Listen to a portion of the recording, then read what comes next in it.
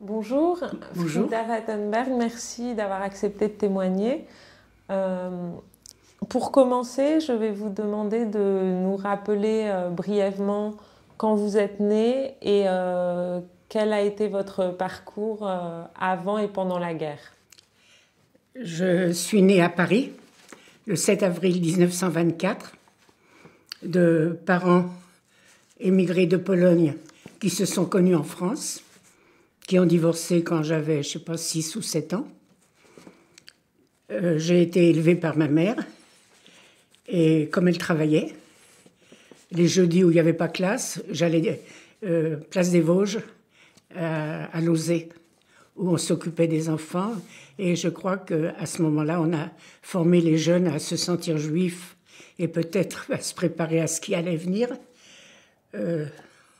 On savait un peu déjà ce qui se passait en Allemagne, d'autant plus que le frère d'une de mes tantes s'était installé à Berlin et est arrivé en 1936, je crois, avec sa famille à Paris, vu ce qui se passait pour eux à Berlin. Ensuite, j'ai été élève au lycée Victor Hugo, sauf en l'année 39-40 où j'ai été pensionnaire à Poitiers. À Poitiers, je m'enquiquinais comme pensionnaire. Et tout à coup, on a annoncé qu'il y avait des cours de religion. Je ne pratiquais pas. Mais j'ai décidé d'aller au cours. Et je me suis trouvée... D'abord, on m'a expliqué que le département de la Vienne était réservé, parce que c'était la guerre, je crois que je ne l'ai pas dit, était réservé aux gens d'Alsace-Lorraine. Et en Alsace-Lorraine, parce qu'ils avaient été une fois français, une fois allemands et ainsi de suite, il y avait des cours de religion dans les établissements scolaires. Donc je suis allée à cet établissement scolaire et j'ai fait connaissance du rabbin Élie Bloch de Metz. Élie Bloch, quand il a vu les 4-5 filles qui étaient là, nous s'est rendu compte que c'était pas ses ouailles habituelles et nous a dit qu'il allait nous apprendre l'histoire juive, comme vous apprenez l'histoire de France. Et effectivement, à la fin de l'année, nous étions arrivés aux Juifs qui arrivaient en Pologne, demandés par un prince qui avait besoin d'eux. Et je suis retournée à Paris. Je suis retournée à mon lycée, l'entrée 40-41. J'entrais en seconde. Et une fille qui me connaissait d'avant m'a dit, tu sais, on a ici un groupe gaulliste, est-ce que tu veux faire partie? Et j'ai tout de suite dit oui. Alors, toutes les semaines, il y avait un prof qui a été plus tard un prof d'anglais à moi, nous apportait des flyers, des petites affiches où était écrit ce qui se passait en dehors de la France pendant la semaine. Et toutes les semaines, on mettait ça dans les poches des vêtements accrochés dans les couloirs. Et le 10 novembre 40, on me demande de venir plus tôt le lendemain. Et je suis venue plus tôt. Le gardien, c'était un blessé de 14-18. À l'époque, c'était toujours eux, les gardiens de square et d'établissements scolaires. Il m'a dit, pourquoi vous venez si tôt? Et j'ai dit, oh, j'ai oublié ma montre. Ben, je vais repartir. Il me dit, non, mademoiselle Vattenberg. Il ne fallait pas qu'une jeune fille traîne dans les rues. Il m'a fait m'asseoir. D'autres sont arrivées, chacune avec un prétexte, même une accompagnée par son père. Et notre prof est arrivé et nous a amené des grands rouleaux de papier et des boîtes de conserve avec dedans de la farine et des pinceaux. Il nous a expliqué de monter dans les étages pour aller dans les toilettes, mouiller la farine, que farine et eau, ça faisait de la colle, et aller coller des affiches que j'ai ouvertes là, où on appelait à rejoindre De Gaulle. On disait que pétamment, je ne me souviens pas des termes.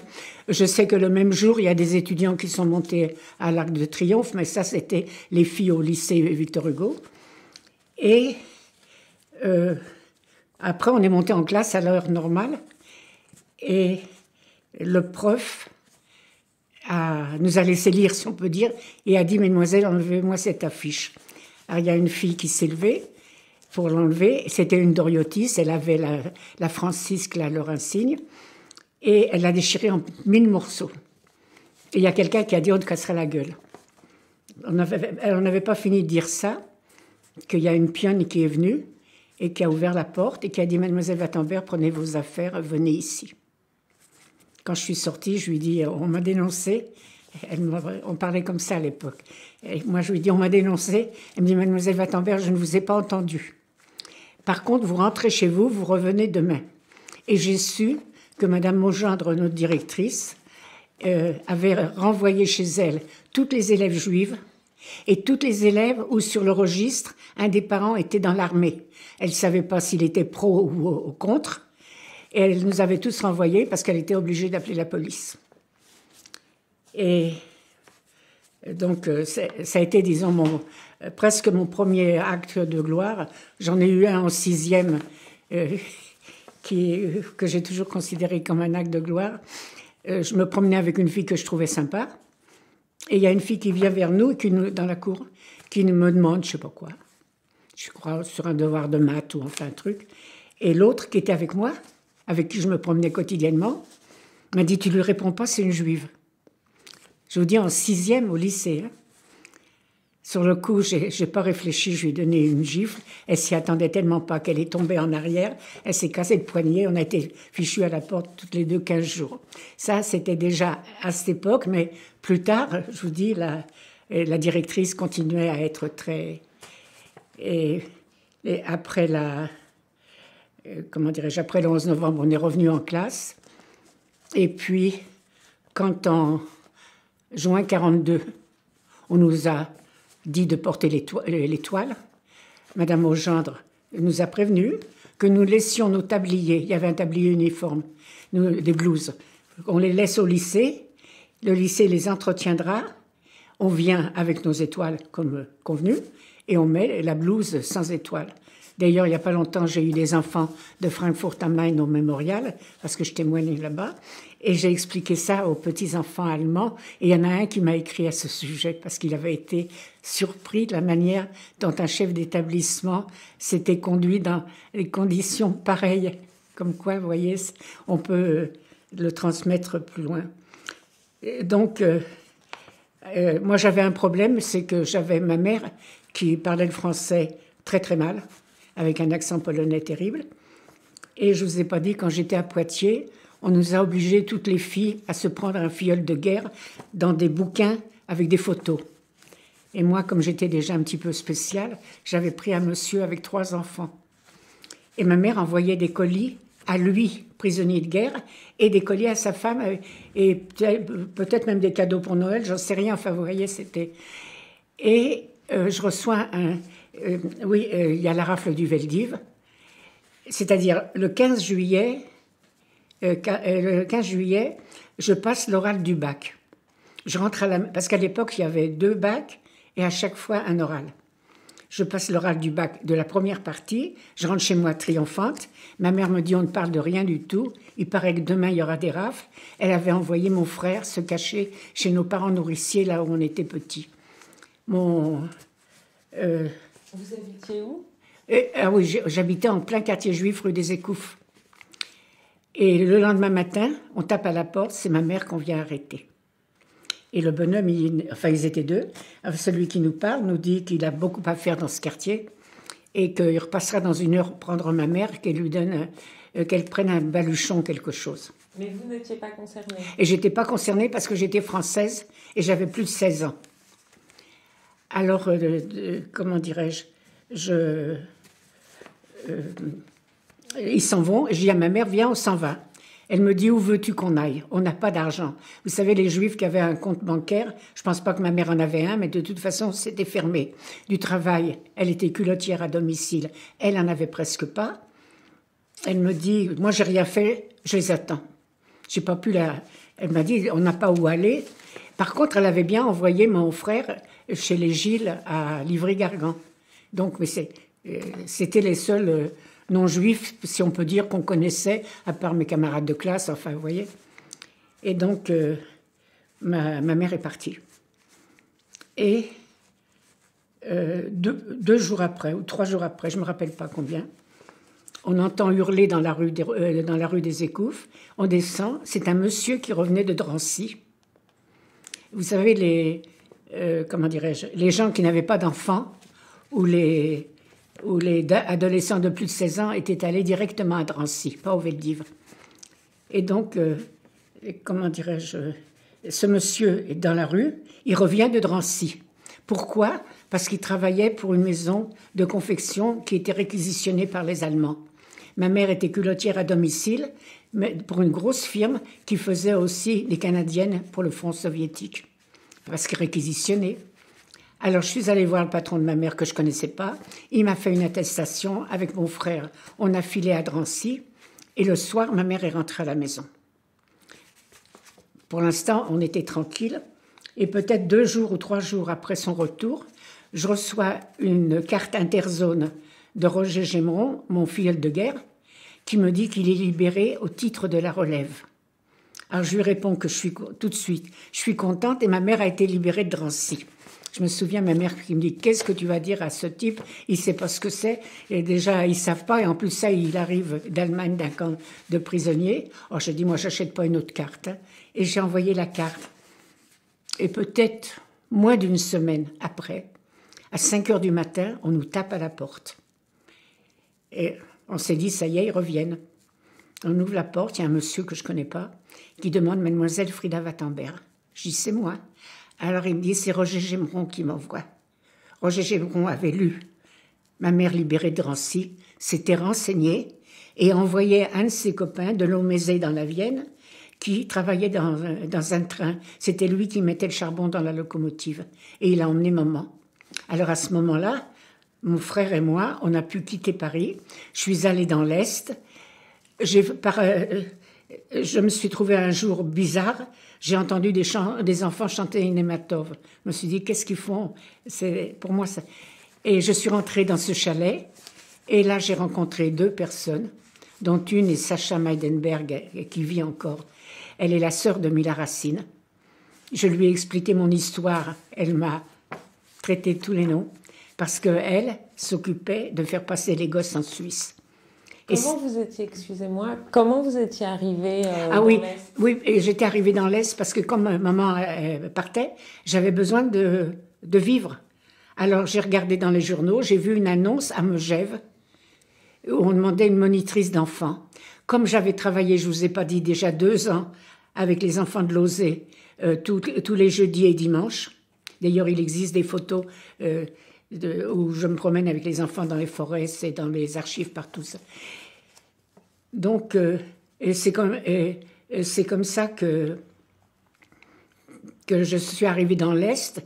Et Sacha m'a dit, tu quittes ta boîte et tu vas à Grenoble. J'ai dit, mais qu'est-ce que... Et c'est comme ça que je suis arrivée à Grenoble. Juste avant d'en venir à cet épisode, je voulais revenir sur votre travail à Lauzet. Oui. Est-ce que vous pouvez nous en dire un peu plus?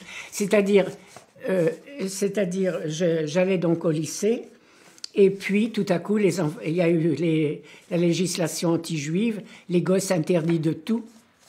Ils avaient juste le droit de jouer dans la rue.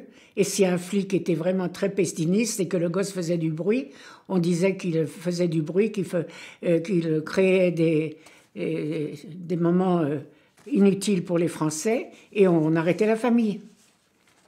Et alors je m'étais dit, Oui, et puis autre chose, je ne me souviens plus pourquoi, oui, ben on entendait que ça allait mal en Allemagne pour les Juifs. Alors j'avais dit à mes collègues de résistance, qu'est-ce qu'on fait pour les Juifs? Alors ils m'ont dit, il faut surtout qu'on gagne vite la guerre. Et je pense qu'ils le disaient honnêtement. Hein. Enfin, elle le disait honnêtement. Alors sur le coup, je me suis dit, il faut que je travaille dans un monde juif. Et je suis allée à Lauzet, que je connaissais quand j'étais petite.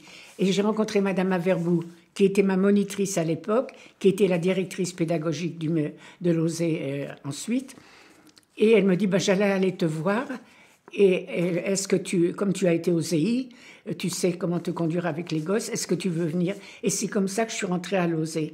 Et alors, Madame Averbou et le professeur Eugène Minkowski, le père d'Alexandre, Eugène Minkowski, ont obtenu de l'école du travail, qui s'appelle l'Horte aujourd'hui, rue des Rosiers, que nous puissions venir, on avait le réfectoire à notre disposition et la cour pour que les enfants puissent jouer. Et comme Lauzet faisait automatiquement partie du GIF, on a eu un Ausweis, un truc spécial, pour aller avec les enfants en banlieue, dans ce qui s'appelait à l'époque le département de la Seine. Où se situaient les locaux de Lauzet? Alors, Lauzet, à l'époque où ils avaient leurs locaux, je ne sais pas, mais le patronage de Lauzet a été dans le réfectoire. Ici, Lauzet était place des Vosges. Là où il y a maintenant la synagogue, avant c'était Lauzet. Ils ont travaillé, ils ont mis des murs, ça a l'air plus petit, alors que c'était un grand truc où les gosses pouvaient jouer. Et on jouait aussi dans le jardin en face. Mais à ce moment-là, donc, moi, avec les enfants, j'étais rue des Rosiers. Et ça s'est su. Et il y avait eu un deuxième patronage, rue Julien-Lacroix. Et ça s'est su dans Paris. Les gosses arrivaient chez nous de partout. Nous avions l'autorisation de les emmener en banlieue. On allait en général dans la vallée de Chevreuse. On arrivait à sortir le dimanche avec 200 gosses. Et vous n'avez pas eu d'arrestation? On avait des autorisations. On avait des autorisations. Alors, d'abord, on avait tous les enfants ashkénazes du quartier où j'habitais qui venaient. Et ça a été su, rue de la Roquette et toutes les rues alentours. Alors, tous les gosses séfarades venaient aussi. Alors, nous, on partait avec une quantité de gosses. Une partie, les Turcs, les Grecs, qui ne portaient, et les Hongrois aussi, qui ne portaient pas l'étoile puisqu'ils étaient amis de l'Axe, et du pays amis de l'Axe. Vous voyez comme quoi c'était important. Donc, Et donc, je vous dis, je suis arrivée à Megève. Alors, vous savez, comme je dis toujours aux enfants, aujourd'hui, vous avez la télévision, mais croyez-moi, quand moi j'ai vu le Mont Blanc, je savais que ça existait, je savais combien de mètres de hauteur il avait, c'était tout ce que je savais de l'école. Et donc, je suis arrivée à Grenoble et j'entendais des gens qui se disaient Shalom. Oui, je ne vous ai pas dit, j'ai dit à ma maison que je voulais partir.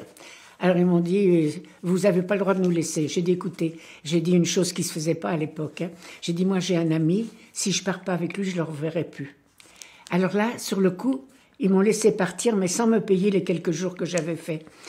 J'ai toujours pensé qu'ils croyaient que j'avais un ami, mais que celui-ci devait sûrement aller rejoindre De Gaulle, donc je ne pouvais pas... J'ai toujours pensé qu'ils avaient pensé ça. J'arrive donc à Grenoble, je vois des gens qui se disent Shalom, mais Sacha m'avait déjà dit que j'étais en zone italienne. Et je vois un cousin de Théo Klein, qui s'appelle René. Il a un frère René, il avait un cousin René aussi. Je m'approche de lui, je lui dis bonjour René. Alors il me dit, vous faites erreur, mademoiselle. Alors je dis, mais je suis la cousine de Bernard Wattenberg. Je savais qu'ils avaient été ensemble à Maïmonide. Et je l'avais rencontré dans l'entourage de mon cousin. Mon cousin était à cette époque-là prisonnier de guerre. Moi, quand je les ai connus, j'avais 5 ans de moins. Alors il me dit, t'as grandi. Et alors il a dit à une fille de me prendre chez elle. Je suis allée donc chez elle. Et c'était le MJS, le mouvement de jeunesse sioniste de Grenoble, qui possédait, parce qu'il vivait tranquillement, comment dirais-je, ils avaient loué dans la montagne un chalet. C'était à quel moment? Là, je vous parle de fin 42. Non, 43. C'est fin 43. Puisque... Votre voyage de Paris à Megève et de Megève à oui, Grenoble? Oui, il y a une chose que je ne vous ai pas dite. Quand j'étais au patronage, il y a une femme qui vient me voir, qui me dit en yiddish, Frida, est-ce que vous pouvez aller voir le directeur de l'école des hospitalières Saint-Gervais, monsieur Joseph Mignoret? Je sais qu'il fait des cartes d'identité fausses, sans faire payer. J'ai tout ce qu'il faut pour partir en zone libre, mais je n'ai pas de pièce d'identité.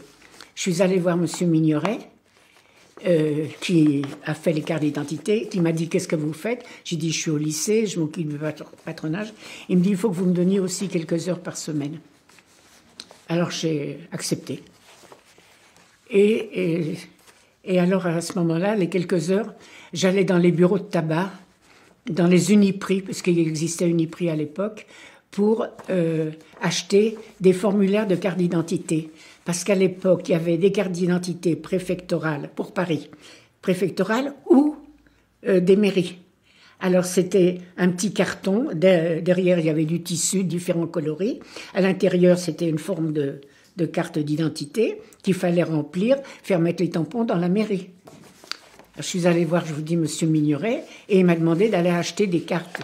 Et alors, des cartes d'identité, vous savez, quand vous rentrez acheter des cartes d'identité, vous ne pouvez pas en acheter beaucoup.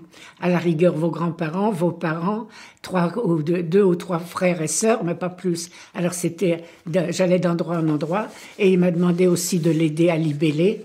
J'ai appris avec lui à faire des cartes d'identité. Et quand maman a quitté Paris, quand mon frère et moi avons quitté Paris, c'est Monsieur Mignoret qui les a remplis pour nous. Monsieur Mignoret, il est juste parmi les nations. Il a été bouleversé parce que, je ne sais pas si vous savez, des hospitaliers à Saint-Gervais, il y a 260 élèves déportés, puisqu'il y avait une école de filles, de garçons, une maternelle et un cours complémentaire. Donc, Monsieur Mignoret a fait ce qu'il avait pu. Et il y a 2 enfants, d'ailleurs, je veux vous en parler justement, d'enfants de Mignoret qui sont revenus. Et donc, il nous a fait les papiers pour quand nous sommes partis, mon frère et moi. Et à Grenoble, je vous ai dit, ils vivaient bien, les gens, et ils avaient loué un chalet. Et le MJS, le mouvement de jeunesse sioniste, se réunissait dans ce chalet tous les dimanches. Et, je ne sais pas, 3-4 jours après que je sois arrivée chez Marianne, chez qui René m'avait fait habiter, on va au chalet. Et puis, il y avait plein de gens, il y avait, je ne sais pas, une centaine de jeunes, peut-être plus. Moi qui arrivais d'un lieu où... Et là, les gens chantaient, dansaient la hora, etc. Puis j'ai vu dans un coin des garçons qui apprenaient à se servir d'armes, mais c'était des choses en bois. Ils étaient d'ailleurs avec Jacques Lazarus, là, à ce moment-là. Et donc, je suis là, et tout à coup, un hurlement, « Frida, qu'est-ce que tu fous ici ?» C'était une camarade de lycée qui avait quitté Victor Hugo pour le nouveau lycée de Vincennes, parce que là-bas, il y avait Mathélem, et il n'y avait pas... Ils s'étaient partagés les lycées. Alors... donc j'étais contente de la rencontrer, bon. Et aujourd'hui, elle est la veuve de Georges Schneck, si vous savez qui c'était. Et donc, 2-3 jours après, la fille chez qui j'habitais m'a dit, tu sais, il faut que tu ailles chez Toto, leur chef, il veut te voir. Moi, j'y vais. Hein. Et Toto me dit est-ce que je suis prête à faire partie de la résistance, parce que Sarah lui a raconté à Victor Hugo. Alors j'ai dit oui, je veux bien, mais vous êtes tellement nombreux. Il me dit non, on a une vingtaine, mais il y a une jeunesse sioniste et parmi eux il y a des résistants. J'ai dit je suis d'accord.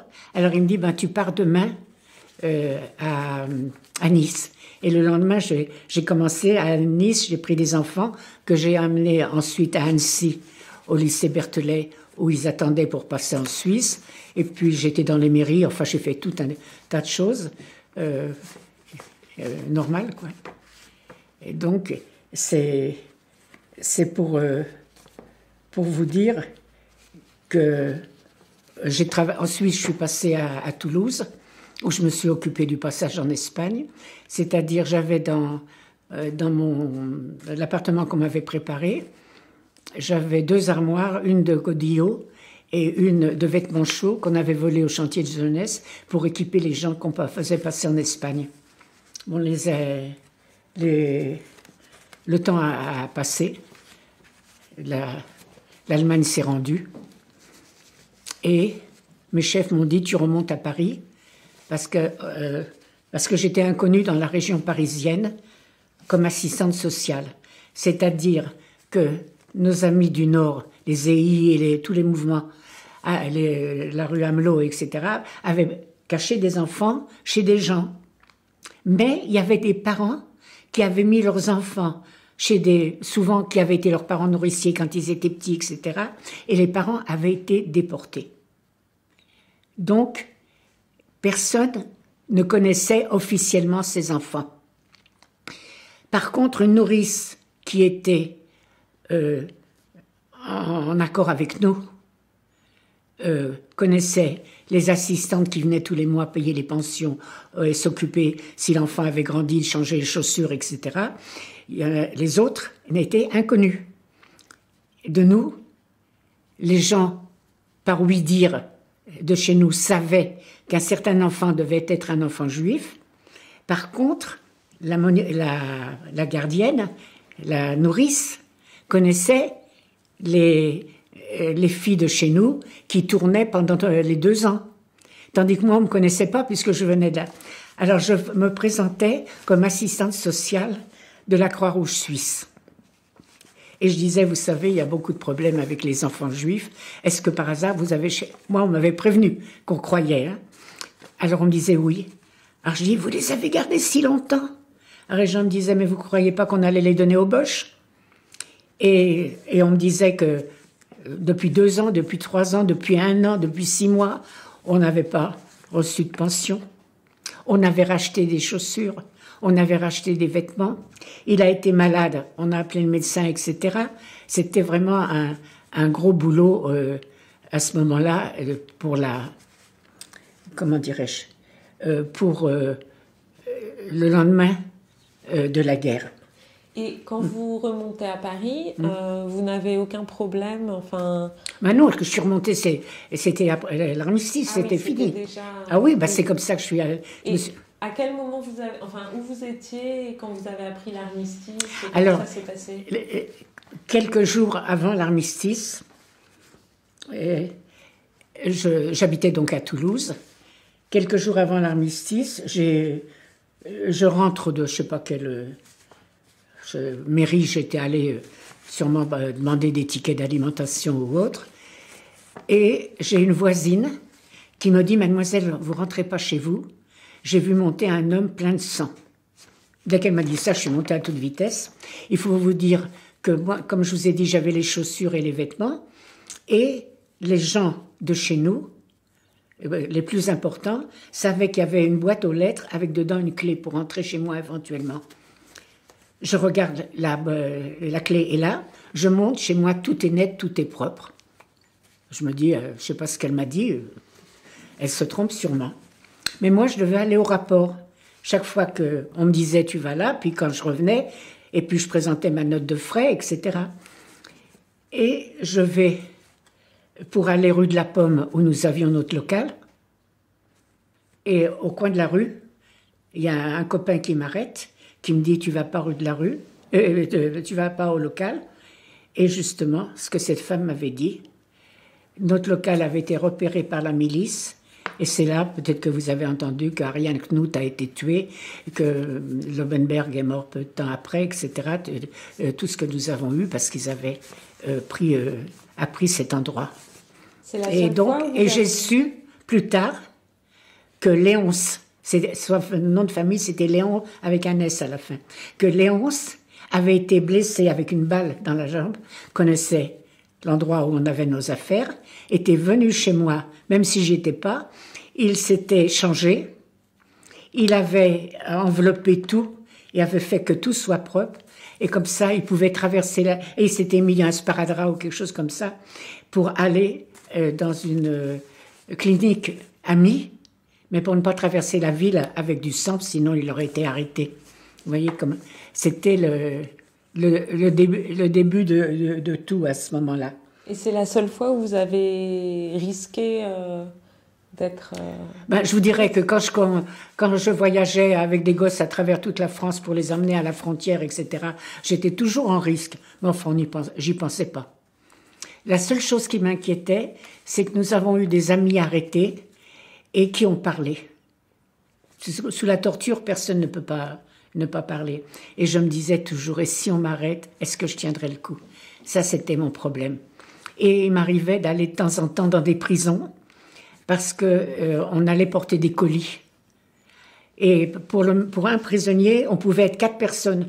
On ne se connaissait pas. Alors, vous savez, on entrait dans la prison, il y avait une longue table, et tous les gens étaient là avec leur colis, avec le nom sur le colis. Et eux, ils rentraient avec des couteaux, la milice, là, pour regarder si c'était bien de la nourriture. Ils abîmaient tout. Hein. Et c'était vraiment terrible. Hein. Et pourquoi? On savait que le gars s'appelait, de son vrai nom de famille, Samuel, et qu'il s'appelait Antoine Fonon. Alors, il y avait quelqu'un pour Antoine, il y avait...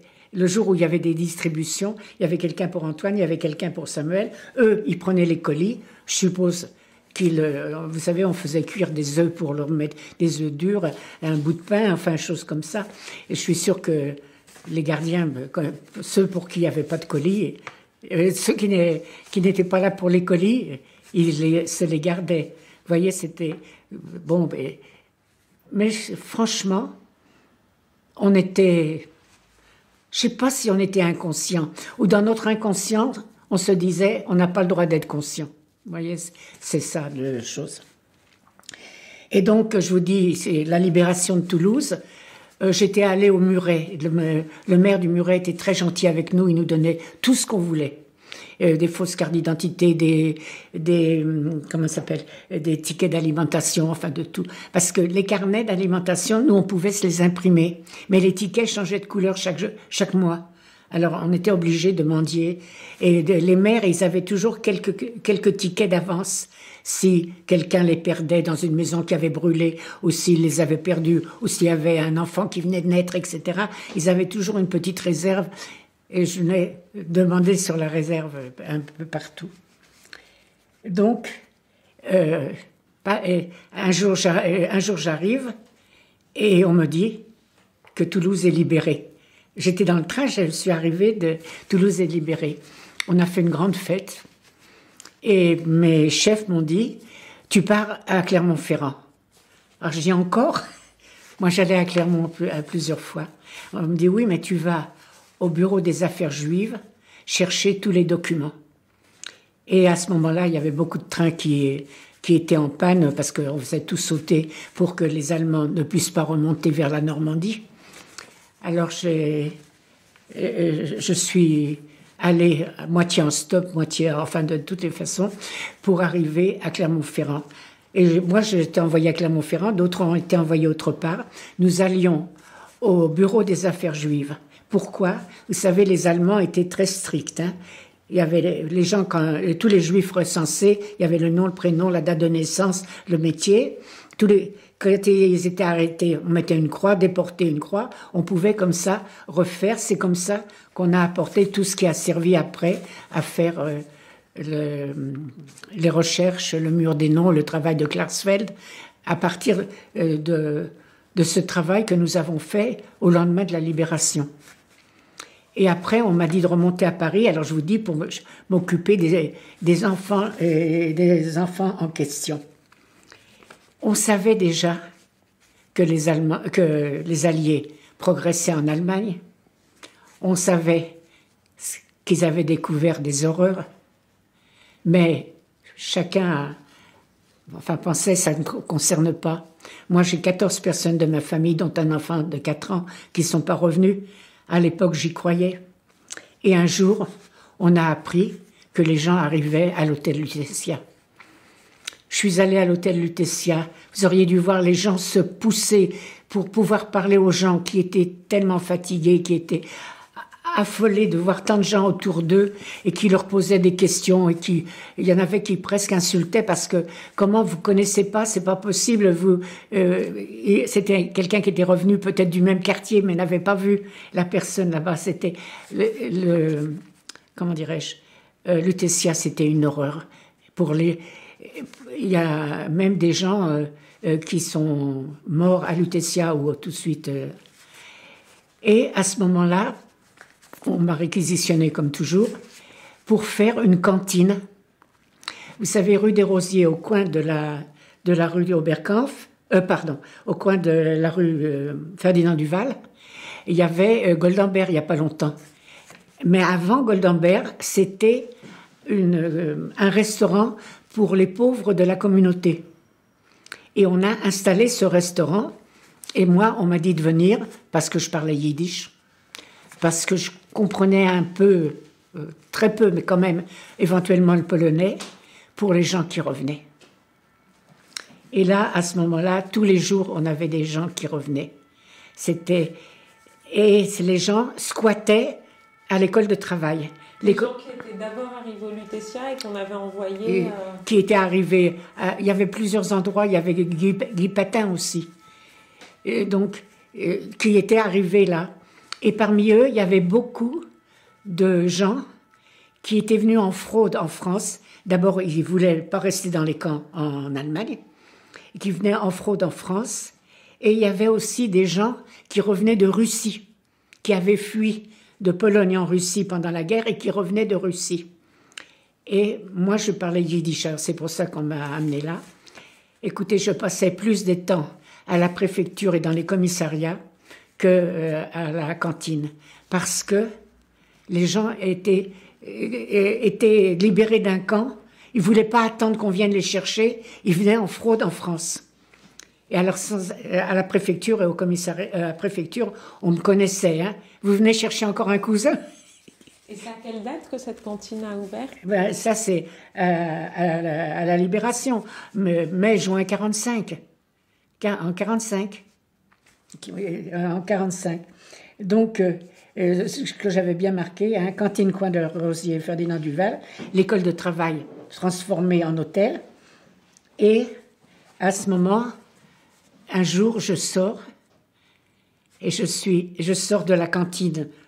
Je ne sais pas pourquoi, c'était peut-être midi, mais je suis sortie pour une raison ou une autre, peut-être aller chercher du pain, enfin je ne sais plus pourquoi. Je sors et je me trouve devant Henri Boulavko, qui revenait. Et lui, il arrivait de Russie, puisque de Pologne, il est allé en Russie à la Libération, puis il arrivait de Russie. Moi, je le connaissais depuis que j'étais petite. Il était un copain de mes cousins. Je me souviens... Alors, on l'appelait Bouboule, il était énorme. Hein. On l'appelait Bouboule. Alors, je commence à dire Bouboule. Harry dit, tu peux dire Bouboule, j'ai déjà regrossi à Odessa. Comme quoi, vous voyez, c'était une rencontre terrible. Et il y a une chose que je veux vous raconter aussi de ce restaurant. Quand les gens avaient besoin de quelque chose, puisque je parlais yiddish, ils venaient s'adresser à moi. Il y a un gars qui vient à moi et qui me dit, j'habite là à l'école de travail. J'habite avec un copain. Il n'est pas rentré hier soir, il n'est pas rentré ce matin. Il ne parle pas le français, où il peut être. J'avais l'habitude d'aller à la préfecture. Je prends mon gars. Nous, on va à la préfecture. Je demande, d'après le nom que ce jeune homme m'a donné, il n'est pas là. Vu que, vous savez, à ce moment-là, les Français n'aimaient pas les Anglais et n'aimaient pas les Allemands d'un côté, pas les Anglais de l'autre, alors ils nous aidaient, nous. Alors, il a téléphoné dans tous les commissariats de Paris, il n'était pas là. Je descends, et en bas, il y avait un flic. Et c'était l'hiver, il avait sur lui sa houppelande, là. Et je lui dis, dites-moi, monsieur, qu'est-ce qu'on fait quand on ne trouve pas quelqu'un? Moi, je cherche un garçon qui ne parle pas le français, qui n'a pas d'argent et qui a disparu depuis hier. Il me dit, ben, vous allez à la morgue. J'ai écouté. Il me dit, non, vous allez à la morgue. Je traduis en yiddish à ce jeune homme qui me dit, il a dû se faire une connerie. Hier, il a su qu'on lui refusait un visa pour l'Argentine. Alors, nous sommes allés à la morgue. Alors, je ne sais pas comment elle est maintenant, mais à l'époque, il y avait une grande vitre avec un endroit où parler avec des trous. Et pour les gens, il y avait une planche là, on pouvait s'appuyer. Quand nous sommes arrivés, il y avait des gens qui étaient en train de parler. Et d'ailleurs, j'ai vu, on a sorti un tiroir et ils ont trouvé le mort qu'ils cherchaient. Moi, quand ces personnes sont parties, je m'approche avec le jeune homme. Et avant de parler, je n'avais pas dit même bonjour. Le type me dit, il est là, votre gars. Je dis, comment vous le savez? Je vous ai rien dit. Et alors, l'autre était aussi revenu de Russie et ils avaient acheté ou volé, j'en sais rien, en Russie, des montres. D'ailleurs, à cette époque-là, ils avaient des grosses montres épaisses comme ça. Et comme on était appuyé sur la planche, il avait vu. Et il avait ce mort avec ce garçon à qui on avait refusé le visa, qui revenait des camps de concentration. À la Libération, ils avaient été libérés par les Russes. Il avait acheté cette montre dont je vous parle et il s'était suicidé. un déporté qui s'était suicidé. C'est pour ça que je vous dis, quand on raconte l'histoire, j'en ai plusieurs d'ailleurs dans ce cas. Comme quoi c'est pas facile à vivre cette histoire. Et justement, et votre propre perception en travaillant dans cette cantine et en étant à Paris à cette époque-là, quelle a été vos premières perceptions et ensuite de ces gens qui arrivaient par rapport à ce qu'ils avaient vécu, à quel moment, enfin... Moi, je regrettais toujours qu'on n'ait pas tellement de friandises. Vous voyez ce que je voulais? C'était leur donner des friandises pour qu'ils soient mieux après. C'était... Mais est-ce que vous avez su dès le début ce qu'ils avaient vécu? À quel moment vous l'avez compris? C'est-à-dire, je ne sais pas si vous savez, à l'époque, comment savait-on les choses? Soit par la radio, soit aux actualités au cinéma. On avait vu aux actualités au cinéma les Américains entrant à Dora, je crois, enfin dans un camp, ou à Buchenwald, enfin. Alors on avait vu. Et alors, comme c'était pas des camps de juifs, on supposait que c'était encore pire. C'était que des images, si vous voulez. Et on ne supposait pas qu'on aurait 3 millions, enfin 6 millions de morts en tout. On ne supposait pas ça. On ne supposait pas que les femmes enceintes iraient à la chambre à gaz.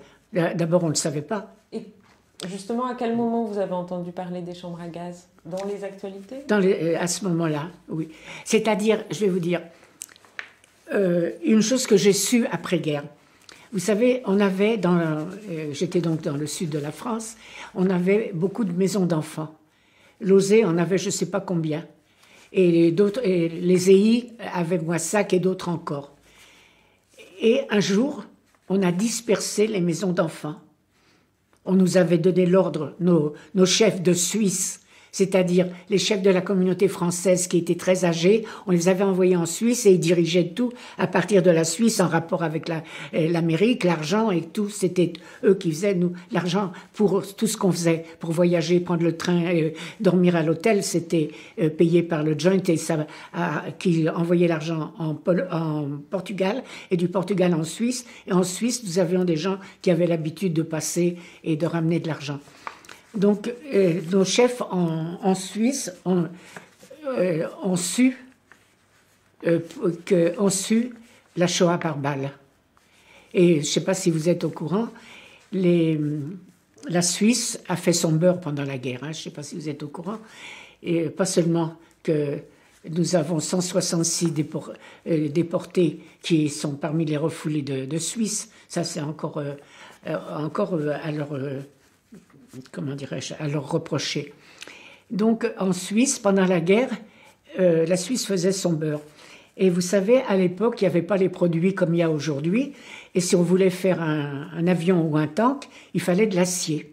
Et l'acier, la plus grande réserve au monde, c'était la Suède. Alors, les Allemands, d'une part, les Anglais et Américains, d'autre part, commandaient de l'acier en Suisse, qui le commandaient en Suède, occupée par les Allemands, et qui faisait revenir et qui faisait son beurre comme ça. Et un jour, un Allemand qui venait commander en Suisse, un industriel allemand qui venait commander en Suisse de l'acier, a demandé s'il pouvait voir le chef des Juifs de Suisse.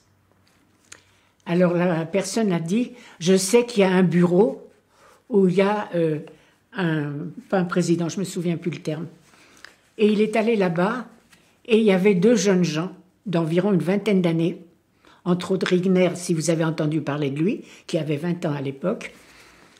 Et lui, il leur dit, moi je suis un Allemand dévoué à Hitler, mais il y a des choses que je n'accepte pas, c'est qu'on tue des femmes et des enfants. Et il savait, lui, comme industriel de guerre, la Shoah par balle.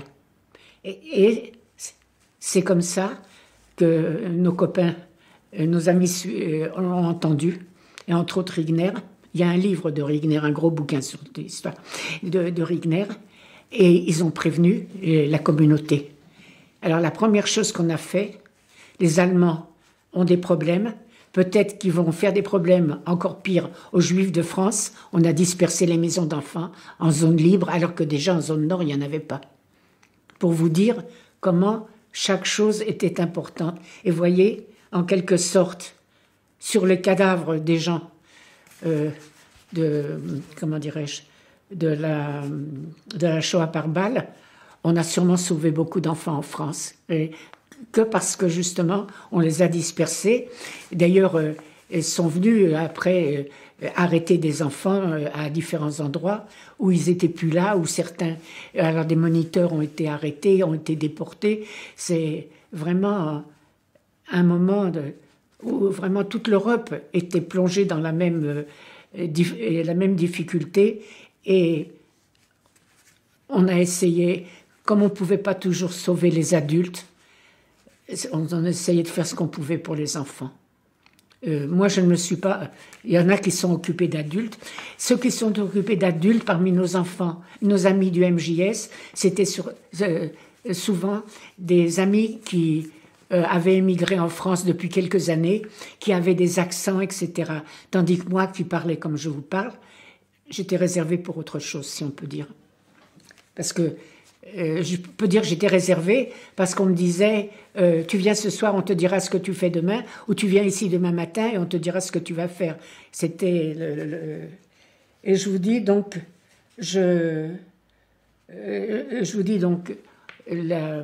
l'histoire de ce garçon. Je voulais vous dire qu'au 13 rue des Écouffes, là où j'habitais, il y avait une fille, Fanny Friedman, qui habitait en dessous de chez nous. Sa mère avait acheté un bout de tissu au marché noir et lui faisait une robe. Cette robe, elle discutait avec sa mère pour l'emplacement des poches. Donc ça, c'est à quel moment? Comment? Attendez, l'emplacement des poches. Et comme elle n'était pas d'accord avec sa mère, elle voulait traverser voir une amie en face. Des Allemands étaient là, l'ont arrêtée, déportée. J'arrive donc au début des retours des déportés. J'entends hurler. Je descends. Fanny vient de rentrer. Et elle vient habillée d'une façon. Elle a des vêtements d'homme sur elle. Elle a des grosses bottes. Et elle est avec deux messieurs. Fanny a été libérée ou à Auschwitz ou dans un autre camp. Je ne me rappelle pas. Donc, dans une partie occupée par les Russes. Des Mongols ont voulu la violer. Elle s'est mise à hurler, dans la seule langue qu'elle connaissait, « Au secours, au secours !» Des soldats français qui étaient en train de marcher parce qu'ils étaient libérés du fait que les Russes étaient là, en train de marcher vers l'ouest, ont entendu crier en français « Au secours !» se sont tout de suite portés à son secours. Ils lui ont donné des vêtements d'homme, ils ont tabassé les autres, l'ont pas laissé approcher. Ils l'ont amené à pied jusqu'au Rhin et après ils ont voyagé. Et c'était des gars, un de Picardie et un de près de Reims. Avant de rentrer chez eux, ils l'ont ramené à ses parents. Pour ça, je vous disais, c'est un problème de retour, de déportés. Comme quoi... Et c'était ma voisine et je suis descendue et c'était terrible. Et à ce moment, elle est allée voir son école. Elle était élève des Hospitalières Saint-Gervais. Monsieur Migneret, quand il l'a vu, était heureux et nous a prévenu que Milo Adonner, peut-être vous savez qui c'est, était aussi revenu. Et tous les deux se sont occupés de rechercher les noms des élèves qui avaient disparu. Alors, ils en avaient trouvé 170 et quelques. Et puis, quand on a pu faire tout par ordinateur, on est arrivé à 260. Donc, 260 qui sont revenus. Et vous, donc, vous êtes retourné dans votre appartement d'avant-guerre? Oui, alors pour vous retourner mon appartement, puisqu'on m'avait dit que tu remontes à Paris, j'avais mes clés, je prends ma clé, je veux la mettre dans la porte fiche le camp devant moi. Je veux allumer la lumière, il n'y a même plus de boutons. Les boutons, c'était en cuivre à l'époque. Et les Allemands avaient besoin du cuivre. Ils avaient besoin aussi de nos meubles et de tout. J'ai taponné comme ça par terre, partout, et je me suis couchée par terre, et le lendemain, j'ai vu qu'il n'y avait même plus de serrure, puisque la porte... Par contre, j'ai trouvé un papier qu'en février 1944, on était venu chercher ma mère qui n'était plus là. Oui, comme quoi. Et qu'est-il arrivé à votre mère Ma mère, elle est restée pendant toute la guerre chez Gemron, enfin dans le village. Elle était devenue la couturière du village et elle est revenue après à la maison. Par contre, Gemron est mort d'une façon terrible. C'est-à-dire qu'il était ouvrier communal. Il faisait tout ce qu'il y avait besoin de faire dans le village, de ramasser les ordures et autres. Et quand il y avait du vent, et s'il y avait quelque chose, il s'en occupait. Il y avait des fils électriques qui étaient tombés. Il avait l'habitude, il les remontait pour les enlever. Ils avaient oublié d'éteindre les compteurs électriques et il est mort brûlé. Comme quoi, vous voyez. Oui. Et donc, après vous être occupé de la cantine, cette cantine, elle a existé jusqu'à quand? Je ne saurais pas vous dire. Je ne saurais pas vous dire. Vous y êtes resté jusqu'à quel moment? Parce que... attendez, la cantine, je ne saurais pas vous dire.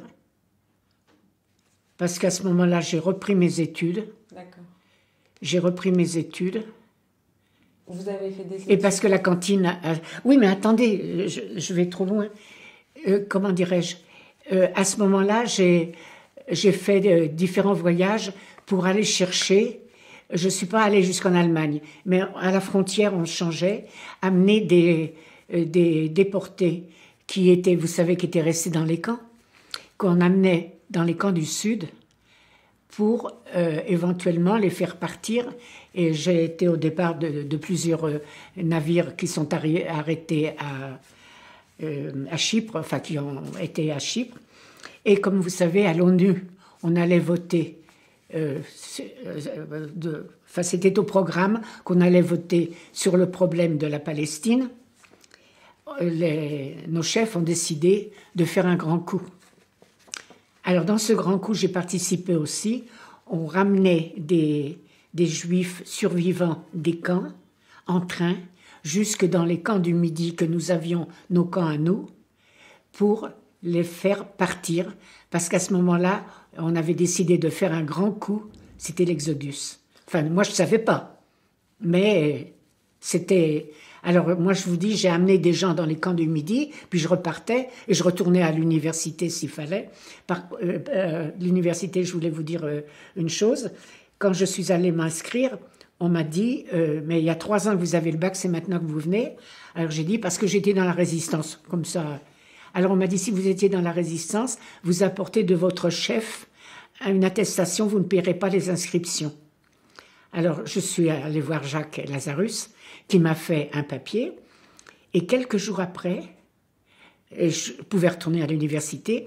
Et quelques jours après, j'ai reçu une invitation pour me présenter dans la cour de la Sorbonne. Quand je suis venue à la Sorbonne, on m'a dit votre invitation et on m'a amené un siège qui portait mon nom. Et ce jour, officiellement, on a rétabli l'Université de la République. Et ce jour, on a inauguré la plaque qu'il y a là-bas, c'est pour les étudiants morts pour la France. Vous voyez comme quoi c'est une histoire de retour aussi. Hein. Et à propos de l'Exodus, donc vous dites que vous alliez chercher les déportés... pour les amener en réserve dans le sud de la France. Mais vous alliez les chercher où? Moi, j'allais jusqu'à la frontière parce qu'il y avait des amis, ou des gens, je ne sais pas qui, de la Haganah ou autres, qui les amenaient jusqu'à la frontière française. Et en France, parce que là-bas, ils étaient reconnus comme déportés ou autres. Tandis que là, moi, je prenais le train simplement avec eux jusque dans le Midi, dans nos camps du Midi. Donc, ils étaient dans des camps de personnes déplacées avant cela? Comment? Ces déportés? Oui, ils étaient personnes déplacées dans les camps. Voilà. Parce qu'ils étaient dans les camps en Allemagne. Oui. Et donc c'était ça en... Et c'est eux qu'on a amenés comme ça dans le sud de la France. Les noms des camps m'échappent maintenant que nous avions, où on organisait que les gens soient là sur place. Et on a fait partir plusieurs bateaux qui ont été arraisonnés et les gens sont arrivés à Chypre. Et donc ça, c'était quelle organisation exactement qui avait mis ça sur pied? C'était la Haggadah. Et donc, les gens sont arrivés à Chypre. Et moi, je ne savais pas qu'à un moment, on amenait beaucoup plus de gens. Et je ne savais pas que nos gens compétents, et Ben Gurion et d'autres, savaient qu'il allait avoir une discussion à l'ONU. Et ils voulaient marquer le coup en faisant un bateau énorme, vous savez, les 3500 de l'Exodus. Alors donc, on avait amené des gens. Moi, je ne me suis pas trouvée au départ de l'Exodus. J'étais à Paris, je vous dis la vérité. Par contre, et moi, j'avais intégré la Shomerat Saïr à ce moment-là. Et au mois de juillet, 46, je crois, si je ne me trompe pas, oui, c'est ça. Ah ben, je ne vous ai pas parlé de... J'ai sauté, je vais revenir en arrière. En janvier 46, la Shomerat Saïr fait un congrès européen à Fontainebleau. Et on avait laissé à Paris, notre local à cette époque-là était 17 rue de la Victoire, on avait laissé à Paris une de nos filles, elle avait 16 ans, peut-être 15 ans, je ne sais pas, mais qui parlait très bien le yiddish et qui comprenait le polonais. Et on lui avait dit, s'il y a des gens qui arrivent de quelque part, tu nous préviens. Et Bert Smukin m'appelle par téléphone à Fontainebleau, où j'étais, parce que j'étais une des dirigeantes de la Shomer. Elle m'appelle à Fontainebleau, elle me dit, Frida, il y a ici des gens du ghetto de Varsovie. Je dis, qu'est-ce que tu dis? Elle me dit, je te les passe. Elle me passe la personne qui est en face, persuadée que moi je parle hébreu. Alors sur le coup, j'ai demandé à quelqu'un qui parlait hébreu de parler, et il y avait des gens qui arrivaient de l'Est de l'Europe et qui savaient qu'il y avait ce congrès. D'autant plus que les armées anglaises et la Jewish Brigade étaient aussi en Europe. Les gens de la Jewish Brigade, qu'ils soient du même mouvement ou pas du même mouvement, savaient que nous faisions un congrès, aidaient les gens, leur donnaient qui devaient venir en France. On a eu plein de gens, d'ailleurs si vous regardez les photos, il y a plein de gens en uniforme anglais, sont des gens qui venaient des camps qui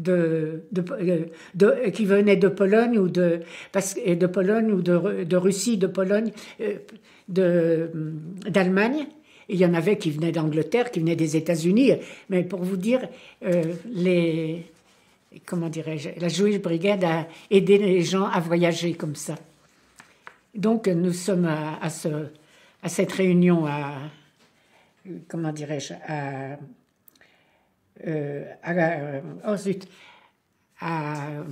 Fontainebleau. Et quand je reprends la petite au téléphone, je lui dis, tu vas chercher un taxi et tu lui dis que nous lui payons l'aller-retour qui nous amène ces gens. Et il y avait 2 ou 3 taxis, je ne me rappelle plus. Et on a vu arriver Israël Shklar et Antek Zuckerman, les 2 seconds de Mordechai Anilevich. Vous savez, et on chantait la tikva et on pleurait en même temps. C'était vraiment un moment terrible, ces survivants qui nous arrivaient là. Et c'était vraiment un moment terrible. Et Antek Zuckerman était déjà très psychologiquement malade. Parce que, je ne sais pas si vous savez, il était donc en dehors du ghetto de Varsovie pour acheter des armes. Et il n'est pas rentré au moment des combats. Et il se l'est reproché jusqu'à la fin de sa vie. C'est comme quoi c'était pas facile. Et il y avait parmi donc ceux qui revenaient, il y avait aussi Rassia. Et elle, Rassia, elle était Rassia, elle était du kibbutz, c'est-à-dire il y avait Rassia, elle était du ghetto de résistante du ghetto de Grodno, qui est venue. Et elle est aujourd'hui... non, elle est morte récemment. Elle avait épousé Heini Bornstein, qui est toujours allé à Votabachan. Ils étaient allés à Votabachan. Donc, pour vous dire, c'était vraiment... Et j'arrive en août 46. La Chomère à Tsaïr campe à Aligny-en-Morvan. Nous avions parmi les moniteurs un survivant, Richard, qui était un gars formidable. Et j'avais beaucoup de... On se voyait souvent, on était amis. Et là, on est au camp avec nos enfants. Lui était un survivant d'Auschwitz. Donc c'était des enfants qui revenaient des... Non, les enfants de la Chomère de France. D'accord. Et un moniteur, un survivant. Et les gens du village connaissaient les histoires parce qu'ils avaient vu aussi à la radio et à la télé, au cinéma, ont remarqué que ce jeune homme avait un numéro. Alors, ils ont décidé de nous donner un coup de main. Et un jour, ils m'ont appelé pour me demander de venir prendre un sac d'oignons. Je prends le sac d'oignons, et comme je commence à en avoir marre, et que j'approchais du camp, j'appelle les gens. Les gens ne me répondent pas. Je rentre, et je vois tous les jeunes accroupis par terre, couchés par terre. Je me dis, qu'est-ce qui se passe? J'étais abonnée au journal Combat, et ma mère me l'envoyait. Ils sont là autour du journal Combat, et en gros, Hiroshima, 70 000 morts. Si vous aviez vu Richard, il pleurait. Il s'est mis à dire, pour entrer dans la chambre à gaz, il fallait tant de temps pour se déshabiller, tant de temps pour rentrer et fermer la porte, tant de temps pour supporter comment dirais-je, les gaz et en mourir, tant de temps pour être brûlé. Combien il aurait fallu de chambres à gaz pour 70 000 morts? Il a passé 24 heures à pleurer. Je me suis dit, dans le souvenir à transmettre, c'est aussi un moment important. Comment l'humanité d'un déporté. Vous voyez, je vous ai dit, il y a déjà 3 jours que je travaille là-dessus pour essayer, comme Jackie m'a dit, tu n'oublies rien. Je me suis dit, il faut que je... Oui, et alors à ce moment-là, donc, comme on prépare le vote à l'ONU, hein, on prépare nous un grand coup pour montrer aux Anglais ce dont nous sommes capables, et même aux Américains et à l'ONU. Et donc, on achète un vieux bateau, le président Warfield, qu'on amène en France, qu'on emmène en Corse pour le transformer avec des cabines, etc., tout ce qu'il fallait. C'est Georges Loinger qui était en Corse avec le bateau et qui s'est occupé de ça. Et en août 47, l'Exodus part. Et c'était, comme je dis, on avait amené les gens des camps, et tout à coup, c'était au mois d'août, la Chomère était en vacances. Nous avions 800 gosses en camping avec nous, et tout à coup, on apprend que 3 bateaux-cages arrivent dans les eaux françaises, et on apprend que c'est à Port-de-Bouc. Nous avons décidé, sur place, d'emmener tous les enfants de plus de 16 ans à Port-de-Bouc. Pourquoi, comment, on n'en sait rien.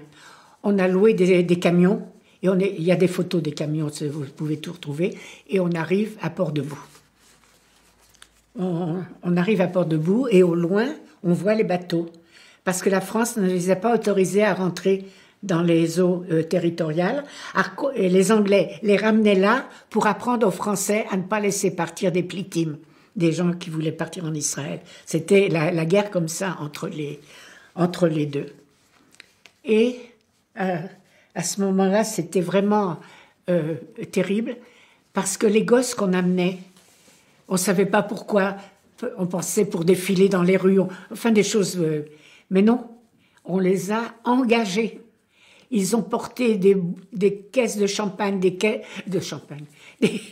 caisses de tout un tas d'eau, de tout ce qu'il fallait, la nourriture et tout, pour alimenter pendant 3 semaines 3500 personnes à bord. Pour vous dire, d'ailleurs j'ai eu l'occasion de rencontrer il y a quelque temps un garçon, Jacques Rosanquier, il m'a dit qu'il n'avait jamais travaillé aussi dur de sa vie. Il avait 16 ans à l'époque. Pour vous dire, et sur le bateau, qu'est-ce que c'était? C'était des survivants.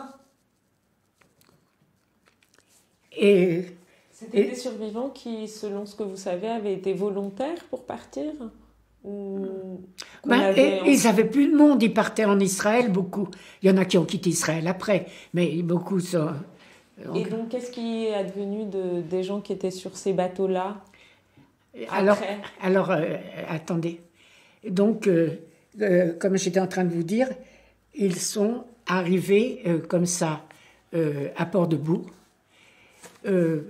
Moi, j'étais là avec les gosses, mais on savait que j'étais un membre de l'AG, j'étais assermenté pendant la guerre à l'armée juive. Alors on m'a tout de suite réquisitionné. J'avais un uniforme, j'étais habillée comme une infirmière et j'avais une ambulance à ma disposition. Et il y avait des médecins français qui étaient montés à bord et qui avaient indiqué aux médecins juifs qui étaient parmi eux que pour telle maladie, il faut tel hôpital à Marseille, etc. Parce qu'on savait qu'il y avait des gens qui avaient des problèmes. Alors moi, j'étais avec mon ambulance. Il y a à peu près 85 personnes du bateau qui sont descendues pour question de santé. Il y en a un qui est descendu avec le cadavre de son père, un gars. Moi, j'ai des photos avec des gens que j'ai connus là. Je vous dis 80 personnes. Et un jour,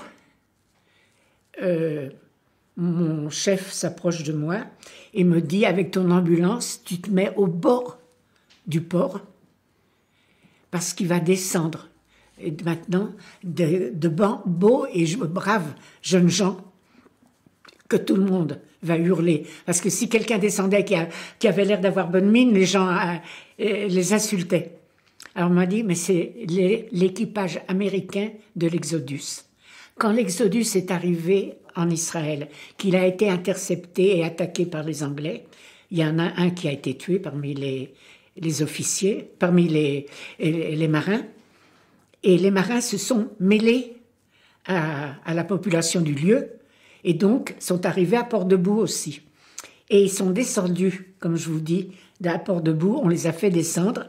Je les ai emmenés avec mon ambulancier qui était le chauffeur à Sète. À Sète, ils sont partis directement pour l'Italie où un bateau les attendait avec un grand nombre, je ne saurais pas vous dire, pas aussi important, de Plitim, qui sont partis pour la Palestine. Ils ont été interceptés, ils ont été amenés à Chypre, mais sont arrivés à Chypre avant que ceux de Port-de-Bouc aient traversé Gibraltar et monté jusqu'à Hambourg pour montrer aux Anglais qu'on n'arrêtait pas.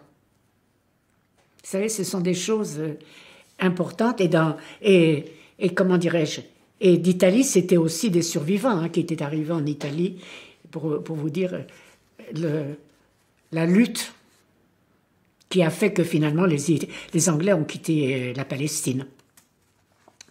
C'était pour vous dire... Il y a une chose dont je voulais aussi parler, c'est... Moi, je suis partie en Israël fin novembre 1947. Avant moi, début novembre, est parti Ouli. Ouli était un survivant d'Auschwitz qui était même déjà avant-guerre à la Chaumière en Pologne et qui nous avait rejoints en France. Et il a eu le droit à l'Aliyah Dalet. Moi aussi, j'étais Aliyah Dalet, c'est-à-dire avec un vrai passeport et un faux visa. Lui, il avait un passeport qui n'était pas le sien, mais qui était un vrai. Et moi, j'avais... Mais il est parti 2-3 semaines avant moi. Et donc, pour rejoindre la Palestine, il voulait aller au kibbutz Gat, où sa sœur était depuis l'avant-guerre déjà. ils avaient correspondu, elle savait qu'il était d'Auschwitz, elle savait qu'il avait un numéro, parce qu'il lui avait dit, tu sais, j'arriverai avec un numéro, il l'avait raconté. Et donc, en Alia Dalet, il était sur un bateau de tourisme, et il arrivait donc à Haïfa. Comme moi, je suis arrivée à Haïfa, on passait la douane à bord du bateau. Alors, vous savez, il y avait une longue table, il y avait un Anglais qui m'a donné un coup de tampon, il y avait un Arabe habillé dans la kéfia rouge de Jordanie qui m'a donné un coup de tampon, et à côté, il y avait un membre de l'agence juive qui m'a demandé mon vrai nom, parce que quand il a cru que Wattenberg c'était un nom de déporté, je lui ai dit non, c'est mon vrai nom. Alors il m'a demandé de lui donner mon passeport, parce que moi c'était un vrai, sous la table. Pour vous dire que 2-3 semaines avant, Uli avait fait la même chose. Donc il est descendu du bateau, il avait dû recevoir comme moi, je ne sais pas combien d'argent j'avais reçu, et un billet pour ma destination. Moi j'allais au kibbutz Larchanim, lui il allait au kibbutz Gat. Et il n'est jamais arrivé à Gat. Sa sœur a mis des annonces partout et tout. On l'a pu retrouver. C'était un survivant d'Auschwitz. 10 ans après, comme nous sommes partis en 47, c'est dans les années 57, un vieux monsieur a décidé, pourquoi dans sa tête, il a classé des journaux, des vieux journaux qu'il avait depuis tout le temps, et il trouve une annonce que nous n'avions pas vu tous les autres. Et lui-même, c'était à l'endroit des annonces, enfin on ne regardait pas les annonces, on n'en avait rien à faire.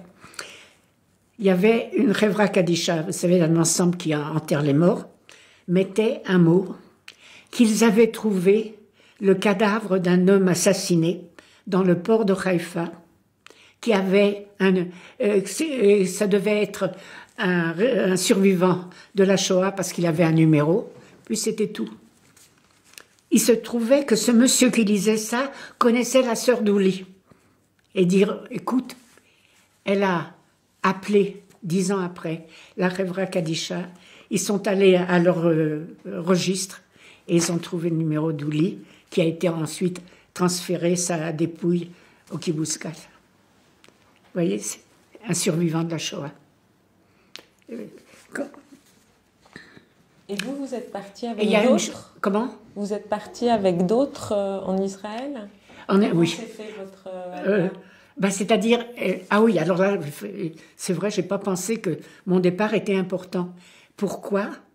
La Haganah m'a donné une trentaine de passeports et de papiers de voyage des gens qui voyageaient avec moi. Parce qu'en Aliyah Dalet, on était sur des bateaux de tourisme qui s'arrêtaient partout, au Pirée. D'ailleurs, j'ai une photo de moi prise à Beyrouth sur le bateau. Et pour que les gens ne descendent pas, c'est moi qui avais toutes les pièces d'identité. Et entre autres, c'était des gens, les autres, c'était des survivants qui, en général, avaient des tout petits enfants, qu'ils avaient peut-être eu après-guerre dans les camps, qu'ils avaient peut-être... Enfin, il y avait beaucoup de petits-enfants. Et donc, je vous dis, dans mon voyage, j'avais des survivants.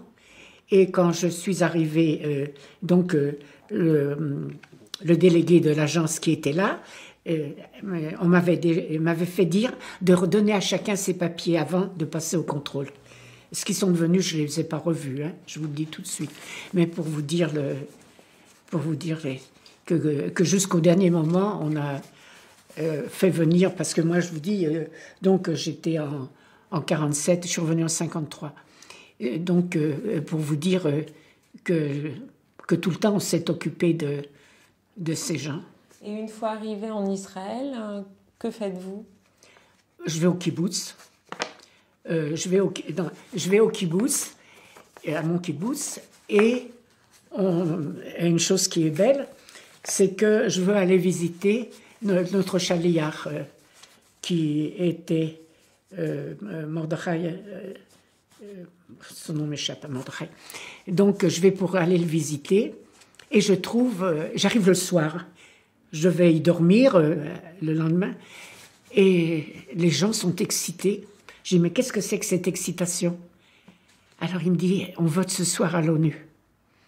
Donc j'étais à Mahabharot le soir où on a voté à l'ONU. Sur le coup, les gens ont sorti des grandes torches en bois qu'ils ont allumées. Ils sont sortis, il y a 3-4 kibbutzim qui sont tout près. C'était une nuit de folie, de ce vote à l'ONU. Et ensuite, il a été décidé, c'est Ben Gurion qui a décidé, comme au moment du vote à l'ONU, les Arabes ont décrété 3 jours de grève. Alors, donc il y a 3 jours de grève. Alors, il a été décidé aussi qu'on porte de la nourriture, des armes et tout ce qu'il faut à tous les points qui sont au Negev. Et les kibbutzim au Negev et les points qui étaient en construction au Negev. Et il se trouvait que moi, le kibbutz Narchonim, avait envoyé un groupe à près de Chaloutza, à Chazali, où on espérait trouver de l'eau et on ferait le kibbutz là-bas. Puisque là, on était en Atzmaout, le moment avant d'être indépendant. Et j'ai dit, ben écoutez, moi j'ai des copains, des Français, des Suisses qui sont au Negev pour nous. Je pars avec le camion. Il y avait plein de camions qui, comment dirais-je, qui allaient chacun pour un lieu donné au Negev.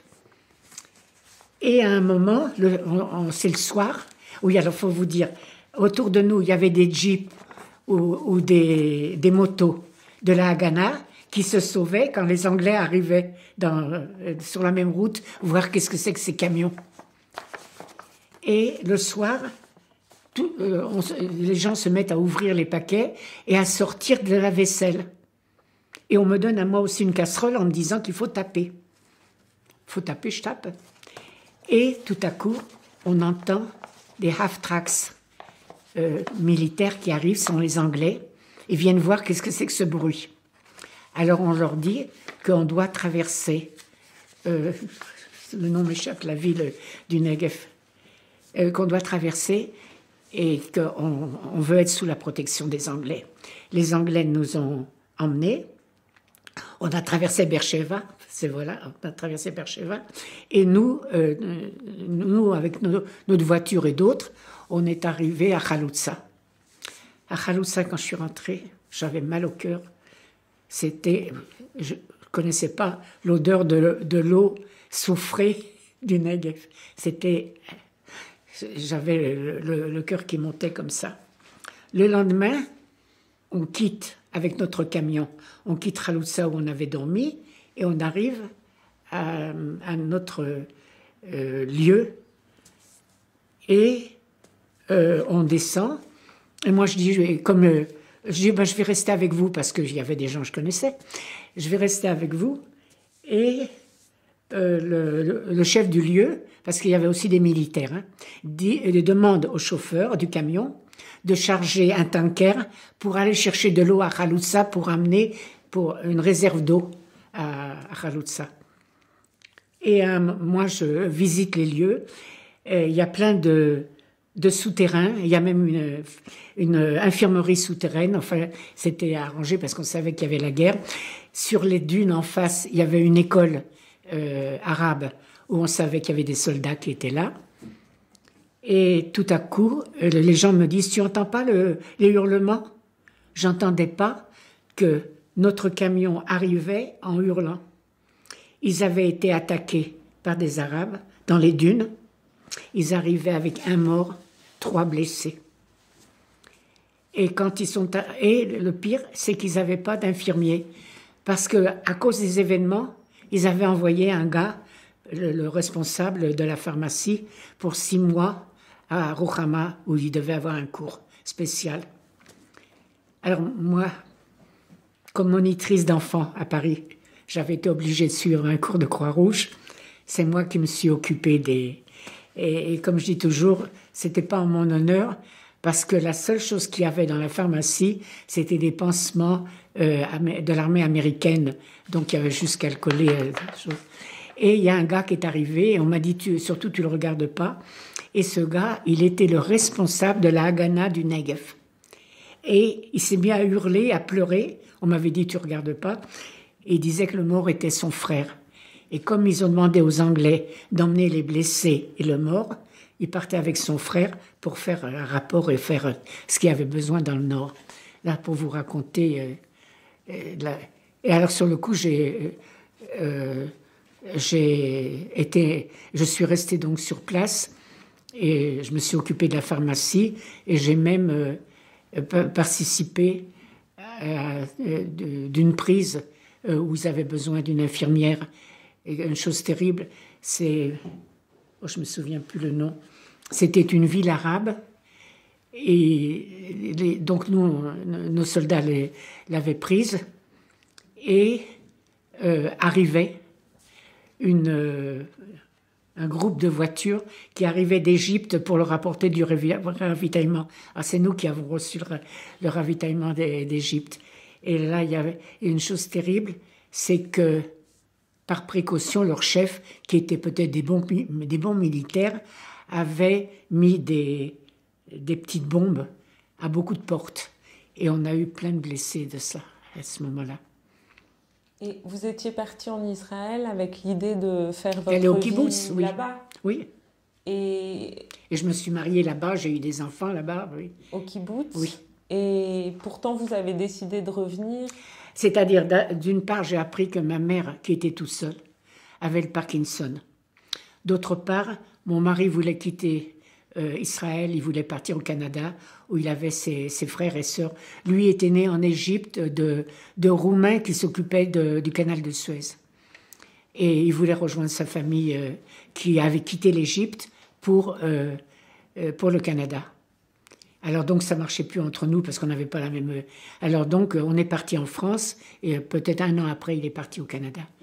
Et donc je suis revenue parce que ma mère était... je suis revenue, comme je vous dis, en 53 et elle est morte en 71 dans un état...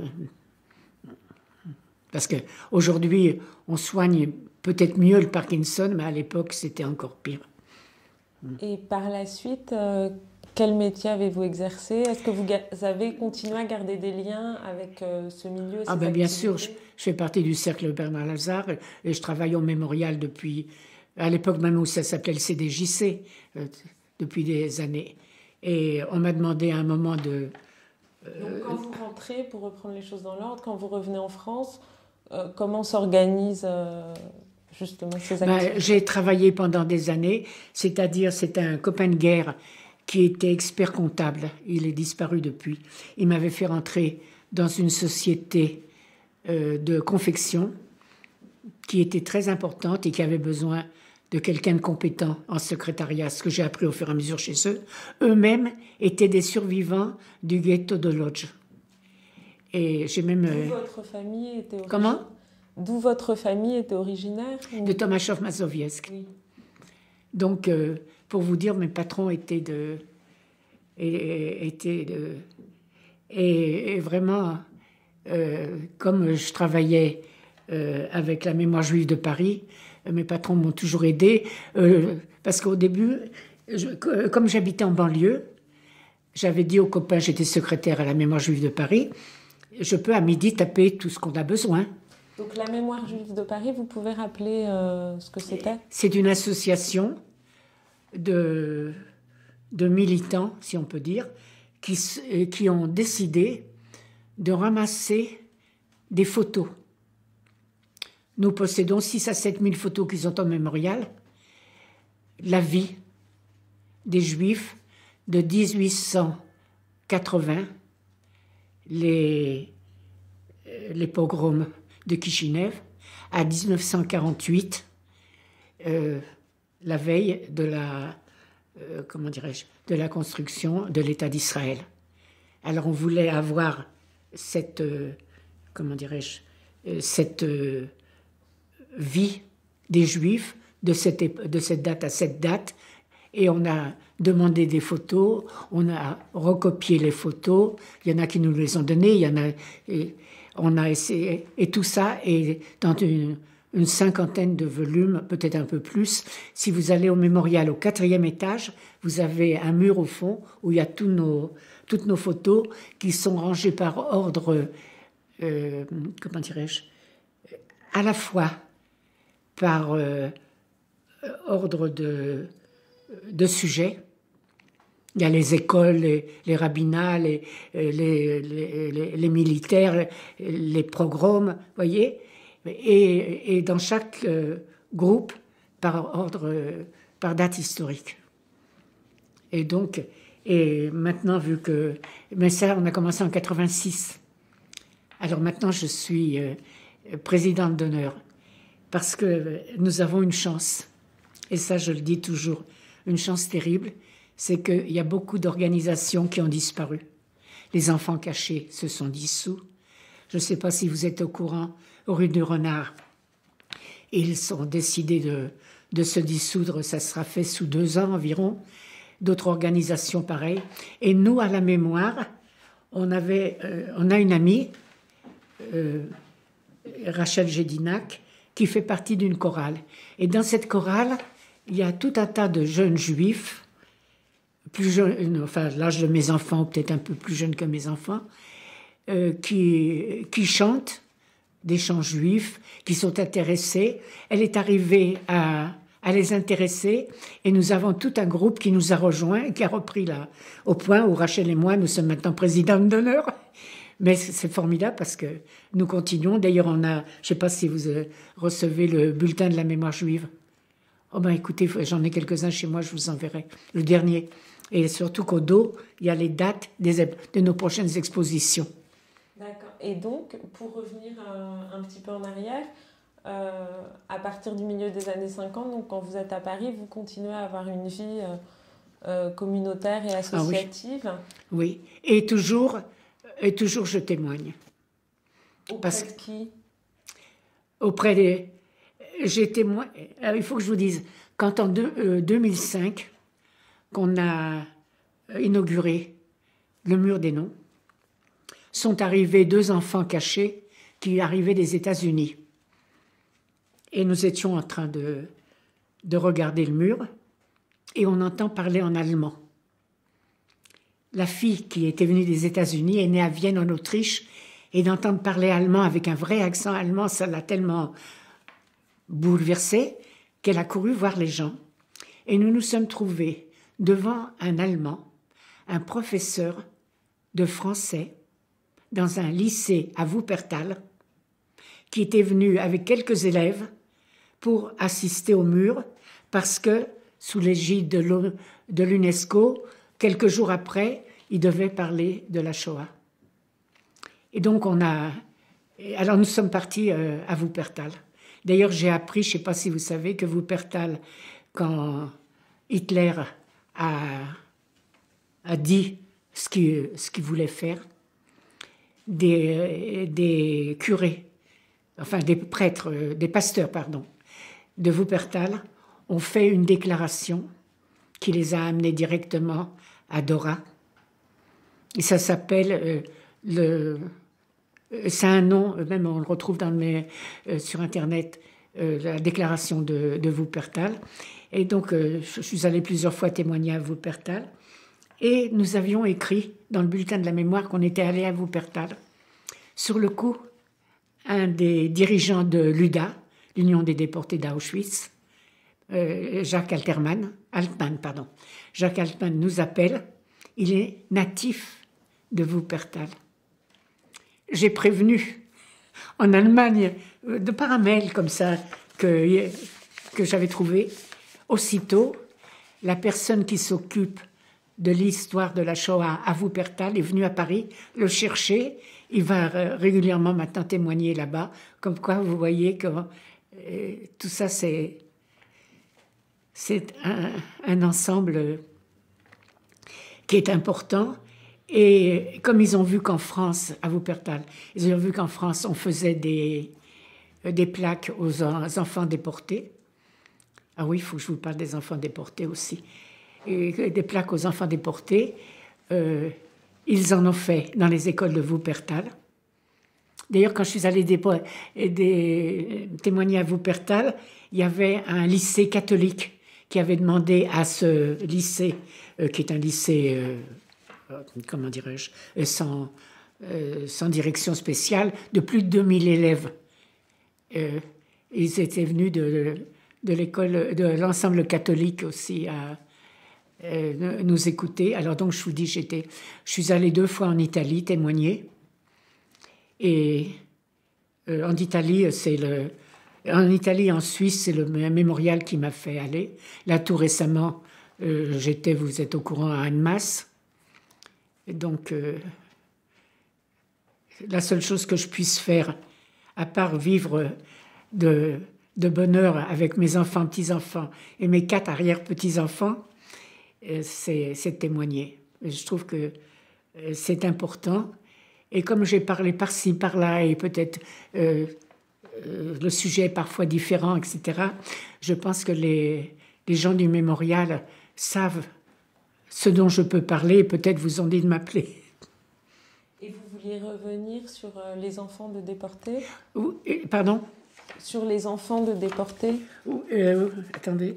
Oui, parce que je pensais que j'ai vu quelque chose. Oui, non, ce que je voulais parler, c'est sur les enfants en général. C'est-à-dire, en 97, dans le 20e arrondissement, s'est réuni un groupe des déportés, des résistants et des juifs tout simples, qui ont décidé de créer le groupe Tlemcen. Vous avez entendu parler. Le groupe Tlemcen a décidé de chercher la mémoire des enfants déportés du 20e arrondissement. C'est eux qui ont fait la première plaque, je crois en 96, je ne sais plus quand. Et ça a fait que on a rappelé la mémoire des enfants déportés partout. Et les enfants d'aujourd'hui lisent les noms, chantent pour eux, dessinent pour eux, et je trouve que c'est très très important. Et je voulais vous dire aussi, il y a quelques années, au mémorial, viennent 2 profs de philo de Victor Hugo pour demander si on pouvait leur donner la liste des filles déportées du lycée. Alors, Sarah Memoun, qui me connaît, elle a été aussi à Victor Hugo. Elle dit, écoutez, il y a ici une ancienne de Victor Hugo, et j'ai fait les recherches et on a apposé la plaque aux élèves déportés du lycée Victor Hugo. Parce qu'au lycée Victor Hugo, il y avait déjà une plaque depuis tout le temps au nom de Madame Renée Lévy, professeure de lettres, qui était résistante, qui a été exclue comme juive, qui a donc travaillé à plein temps pour la résistance, a été attrapée par les Allemands ou la milice au moment où elle était en train de passer des messages en Angleterre. Elle a été considérée comme Nacht-und-Nebel, envoyée en Allemagne, et en août 1943, elle a été décapitée en Allemagne. À Victor Hugo, au lendemain de la libération, on a fait tout de suite une plaque à son nom, et c'est fleuri. D'ailleurs, la plaque aux élèves est fleurie tout le temps aussi. Et ce qui était surprenant, c'est que quand ils m'ont donné toutes les... tous les documents pour faire les recherches, je me suis aperçue que Frida Wattenberg, qui avait été élève 6 ans au lycée, apparaissait que 2 fois. Alors j'ai demandé qu'on laisse beaucoup de place. J'ai dit, si je manque tant de fois, il y en a d'autres qui manquent.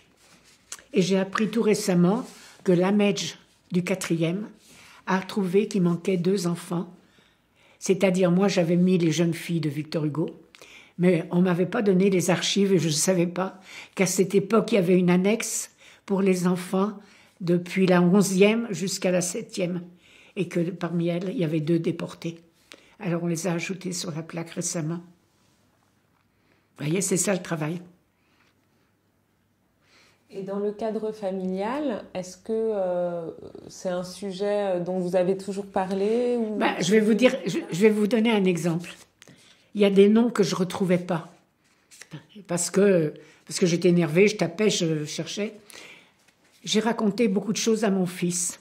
Mon fils a été ensuite moniteur aussi à la Chaumière et il racontait les histoires de sa mère à la Chaumière. Donc, il est plus jeune que moi, il se rappelle des choses. Il m'a donné le nom de Rassia, il m'a donné le nom plusieurs noms que je ne retrouvais pas. Et c'est lui qui m'a dit, tu dois parler aussi de Aligny-en-Morvan. Parce qu'il dit, ça l'a toujours surpris, cette réaction de Richard, et qu'il fallait la dire. Vous voyez, je vous réponds. Parce que sans ça, je ne sais pas si j'aurais peut-être parlé de Richard autrement. Enfin, Richard et Ouli, ils étaient à la Chaumière avec moi, mais sur le coup, j'ai pensé aussi à Ouli. Vous voyez, parce que malheureusement, j'ai plusieurs, vous voyez, des témoignages de celui qui s'est suicidé parce qu'on ne lui a pas donné de visa et celui qui a été assassiné dans le port. Peut-être que l'arabe avait vu. Comme il faisait chaud, il n'avait peut-être pas quelque chose, peut-être des manches courtes, qu'il a vu le numéro. On ne sait pas. Mais heureusement que les religieux juifs l'avaient enterré et avaient mis son nom quelque part. Pas son nom, mais son numéro quelque part. Et ça, c'était des survivants. Et pour conclure, je voudrais vous demander quel était votre rapport au judaïsme, au fait d'être juif avant la guerre et s'il a changé par la suite. C'est-à-dire, moi je suis d'une famille religieuse. Comme ma mère était divorcée, j'avais mes oncles qui prenaient en charge leurs sœurs. Et on faisait kippour chez un de mes oncles, etc.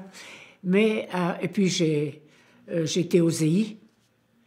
J'ai fait ma bat mitzvah dans la synagogue de la rue des Tournelles. Ça faisait plaisir à mes oncles. Disons, j'étais toujours juive, mais pas pratiquante. Ça répond à ce que vous demandez. Et la preuve que parmi les membres de ma famille qui sont pratiquants, je pense qu'ils n'ont jamais été au mémorial, par exemple. Et pourtant, ils ont des oncles et tantes qui ont été déportés.